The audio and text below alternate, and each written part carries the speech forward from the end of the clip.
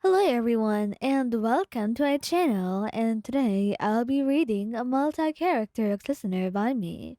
So let's get into it. Tengen. Seeing you cry would actually make him upset. He loves you. He were a true love of his life. Besides his other wives, of course. But he cared for you just the same. So you would keep your face in his hands. And look at you. What's wrong, Ryan? Tell me. It's not much. It's just a silly problem, really. You say. But no matter how silly it may be, he still wants to hear it and wants to help you get over it. Or he wants to help solve it. He loves you and can never handle the sight of tears on your precious face. So tell him what you want, no matter how silly it may seem to you, because you will listen to your troubles all the same. And after you tell him everything, he would stroke your hair and kiss your cheek. It'll be alright, Ryan. I promise. We'll sort it out. Now, how about we rest for a little bit? Yeah? He says softly, and you nod, cuddling closer, and deciding to think about this matter at a later time. Now you just needed to calm down from all the crying that you were doing. Obanai. Obanai would never want to see you cry in your circumstance. But if he sees you crying, he's going to panic a little bit. He has no idea how to deal with this. So he would hold you in his arms, looking at you with a concerned face. Is everything all right, Mayan?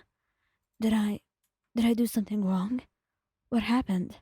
He asks, and you could tell that he was panicking on the inside. So you shook your head, holding his hand. No, you didn't do anything, Obanai. I'm just upset about something. But it's not your fault. I can promise you that. You say gently, and though he believes you, he still hugs you tightly. Please tell me what it is then. I know I didn't cause it, but if I can attempt to fix it, or make you feel better, then I want to.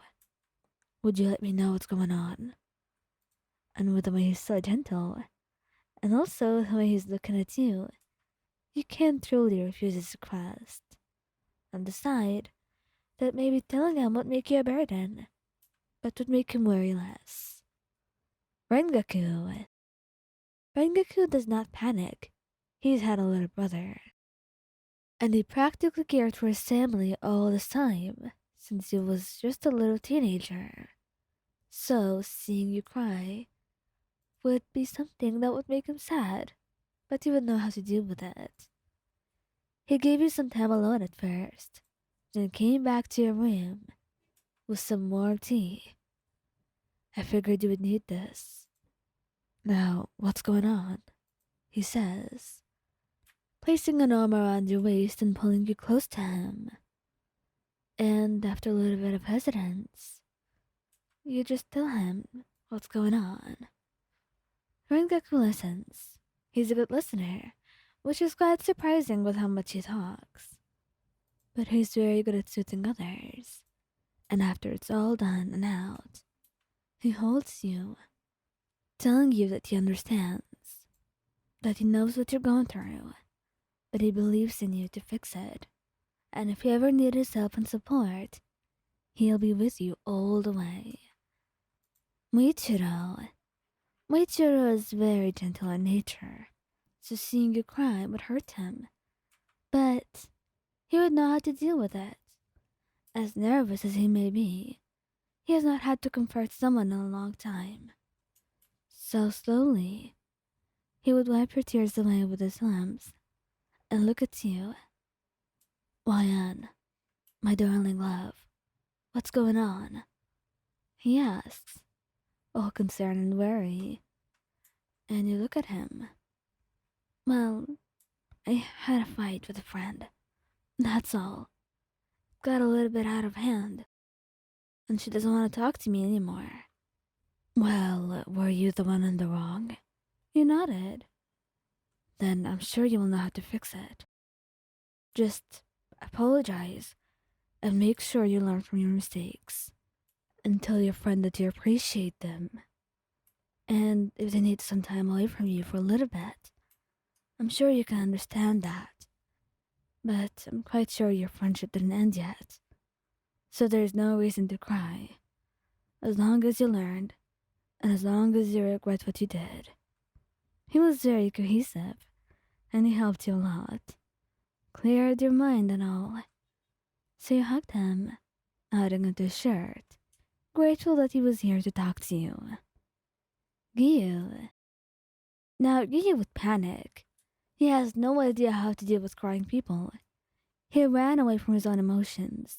So to deal with yours would mean allowing himself to connect with his own emotions first to be able to deal with yours. It sounded complicated, because it was, at least to him.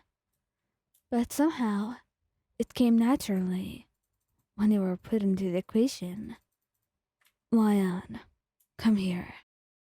You were still crying, but you went over to him, hugging him tightly, and he stroked your back gently, letting you let it all out. Cry all of what you had to. And then you will talk, and you will listen.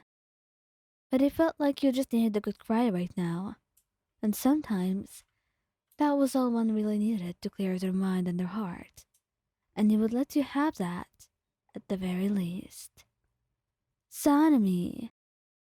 Now, Sanemi would be panicking, but he doesn't want to look like it. What are you crying about? He would say, trying to just shake it out of you. He doesn't know how crying works, or emotions for that matter. Because you have to toughen up at a young age. And though he's had siblings, and others to take care of, there was still a lot that he just couldn't easily understand. No matter how many times he had to deal with. It's not that important, Sanemi.